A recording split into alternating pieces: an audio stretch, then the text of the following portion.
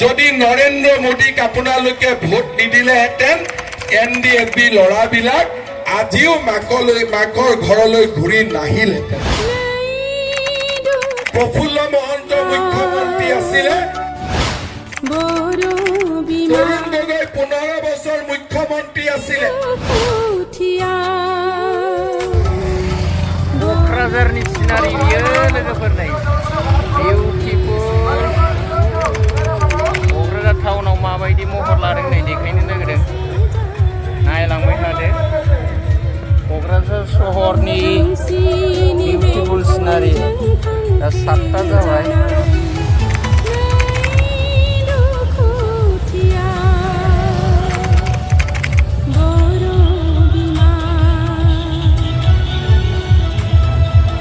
क'क्राझार टाउननि सिनारि खाथियाव थांनानै देखायहैनायनि माबायदि मा सोलिगासिनो दं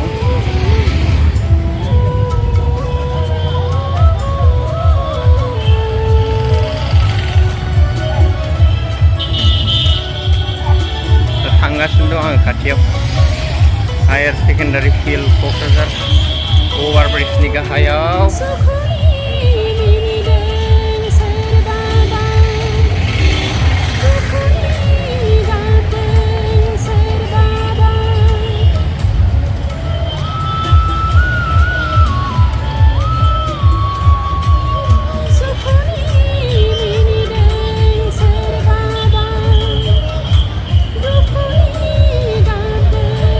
बिराद बिउटिफुल समायखाबाय लोगोफोर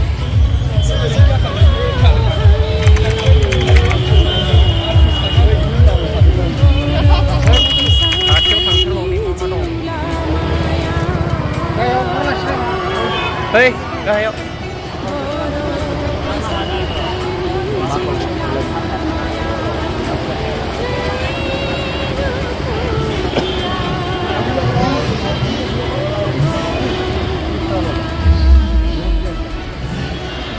क'क्राझार टाउननि सिनारि बेयो दा 7टा जाबाय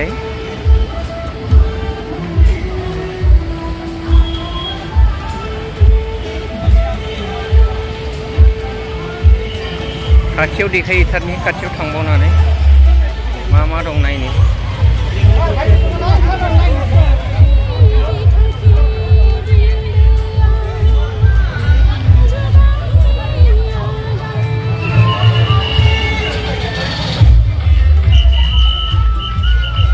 हाबलांनानै नायनाय मा सोलिदों खाथियाव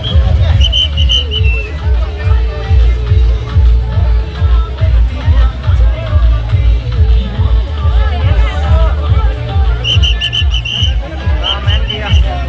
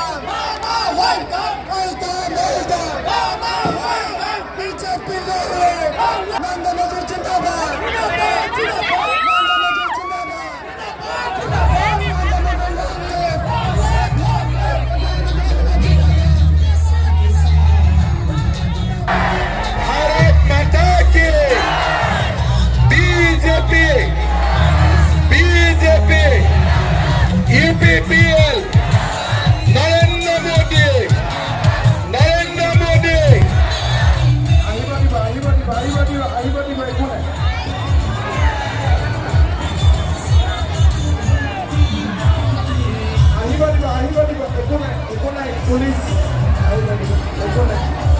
খালি চকা ঘূৰাব নালাগে বাকী চব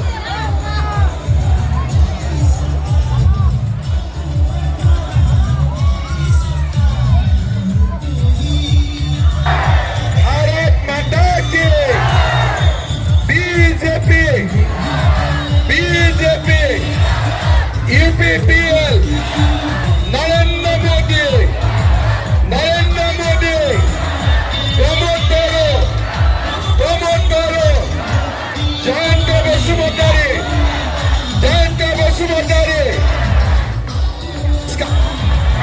ভাল লাগিলে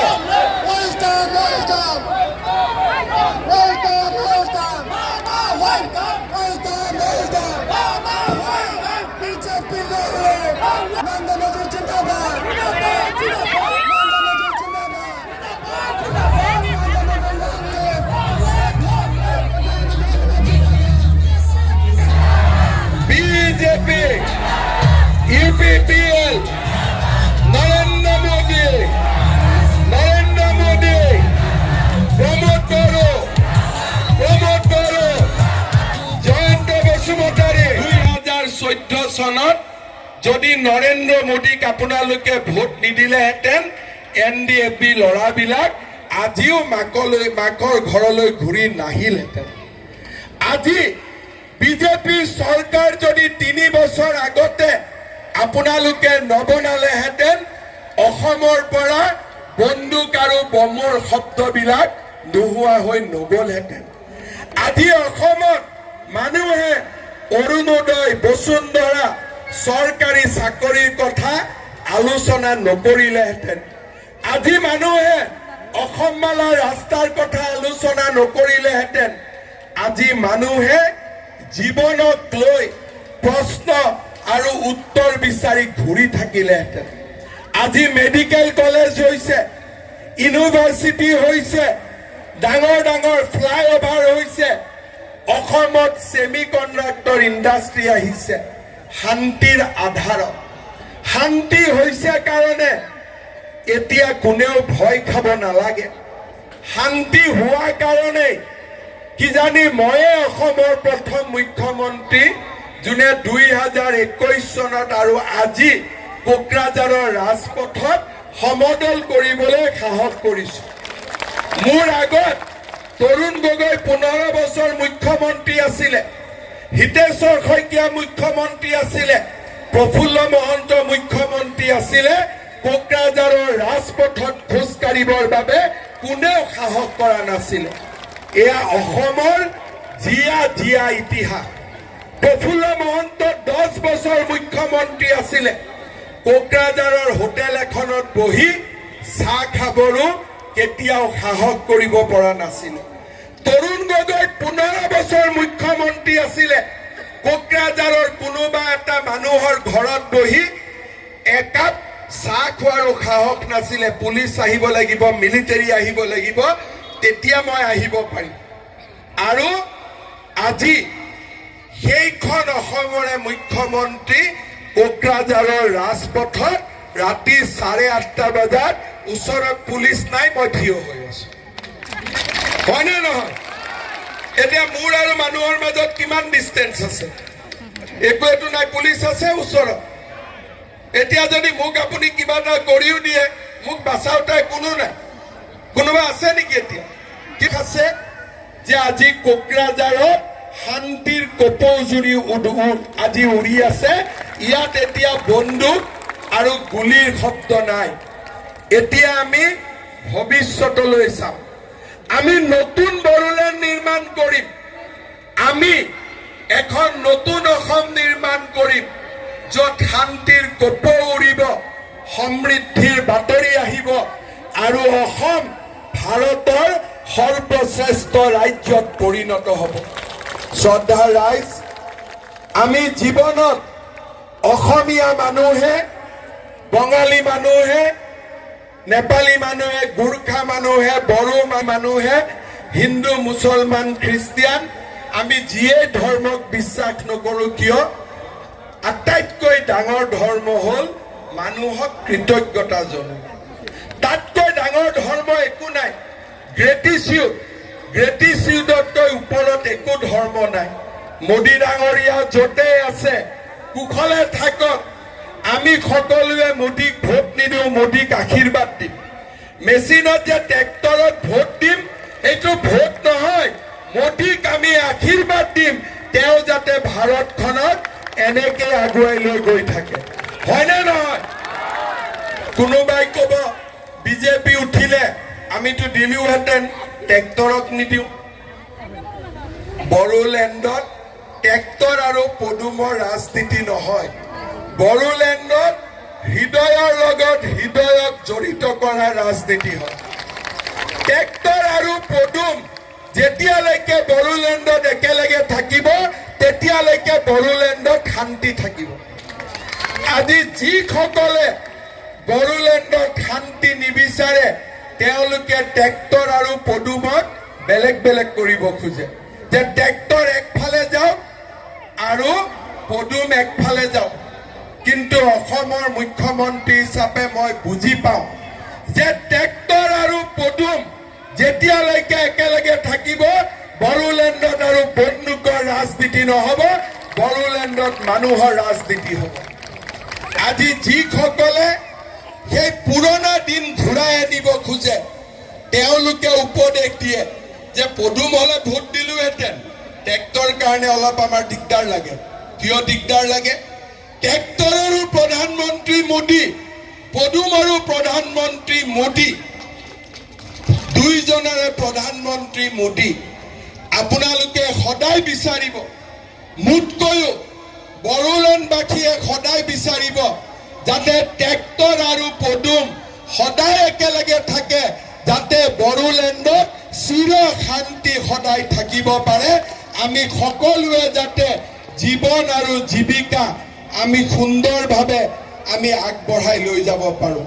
শ্ৰদ্ধাৰ ৰাইজ, এই 3টা বছৰত অসমত শান্তিৰ কাৰণে নিজকে গৌৰৱ অনুভৱ কৰোঁ। এই শান্তিত গুৰুত্বপূৰ্ণ ভূমিকা লৈছে প্ৰমোদ বড়ো ডাঙৰীয়াই। প্ৰমোদ বড়োৰ অৰিহণা অবিহনে, নিখিল বড়ো ছাত্ৰ সন্থাৰ অৰিহণা অবিহনে আজি হাজাৰ হাজাৰ ল'ৰা জংগলৰ পৰা বন্দুক থৈ মাকৰ বুকুলৈ উভতি নাহিলেহেঁতেন। বড়োলেণ্ডত যদি আজি শান্তি আহিছে, প্ৰমোদ বড়োৰ কাৰণে আহিছে, নিখিল বড়ো ছাত্ৰ সন্থাৰ কাৰণে আহিছে। আমি মনত ৰাখিব লাগিব, পুৰণা কথা আমি মনত ৰাখি নতুন ভৱিষ্যত নিৰ্মাণৰ কাৰণে আমি সকলোৱে একত্ৰিতভাৱে আগবাঢ়ি যাব লাগিব। মই আপোনালোকক অনুৰোধ কৰিম, ট্ৰেক্টৰে ওদালগুৰিত পদুমক ভোট দিছে আৰু পদুমে ট্ৰেক্টৰক ভোট দিব। এই হৈছে হিয়া দিয়া আৰু নিয়া। অসমীয়া চিনেমা এটা ওলাইছিল না, হিয়া দিয়া নিয়া। এইটো হ'ল হিয়া দিয়া আৰু নিয়া। অৰ্থাৎ আমি ইজনে সিজনক হাতত ধৰি আমি আগুৱাম, নতুন বিটিআৰ নিৰ্মাণ কৰিম, নতুন অসম নিৰ্মাণ কৰিম, নতুন ভাৰত নিৰ্মাণ কৰিম। মোৰ লগত একেলগে ক'ব, ভাৰত মাতা কি, ভাৰত মাতা কি, নৰেন্দ্ৰ মোদী, নৰেন্দ্ৰ মোদী, প্ৰমোদ বড়ো, প্ৰমোদ বড়ো বসুমতাৰী, জয়ন্ত বসুমতাৰী, বিজেপি, UPPL। বহুত বহুত ধন্যবাদ। সকলোকে আকৌ প্ৰণাম জনালো। আবাৰ দেখা হবে সবাৰ সঙ্গে, ঠিক আছে? পূজাৰ সময় দেখা হবে, ঠিক আছে?